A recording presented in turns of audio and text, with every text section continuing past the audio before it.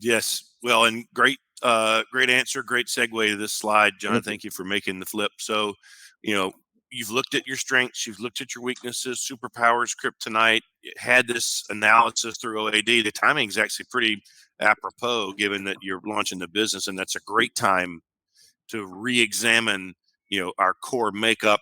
What Mm-hmm. are you going to be able to take away from the OAD assessment and from this podcast today that's going to help you? How can you apply these leadership lessons to launching the business, to your professional goals, other aspects of life? Yeah, I mean, I think for one thing, especially, I mean, I think the thing that's most unique about this assessment, just caught myself, John. The thing that's most unique about this assessment is just how much it shows you where you lie on this spectrum, right?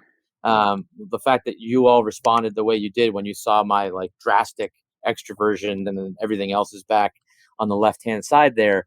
Um, I don't think I've ever really noticed that from another assessment. And so anything that falls into that category of, the really detail oriented, the really sort of formulaic, the really systematic, the really process focused, like those things of my day to day are going to be unnatural. And therefore I need to make sure I'm prioritizing them that much more, because otherwise I'll just kind of go with what feels good and natural and easy.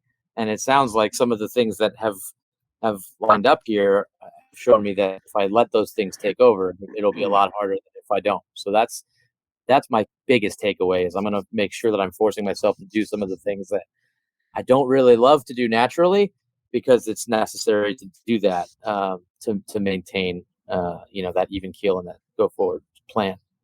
Yeah, you had that operational background. I mean, whether that was a natural, inclination or not, you figured out how to make it work with your Yeah, career.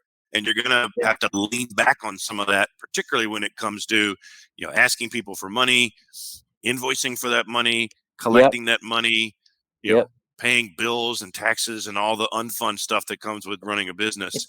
yep, That are the foundational things that let you do what you want to do, which is what brings you joy. exactly. Yeah, Love and that. hopefully that ends up that's worth it because you're focusing on stuff that you really want to focus on.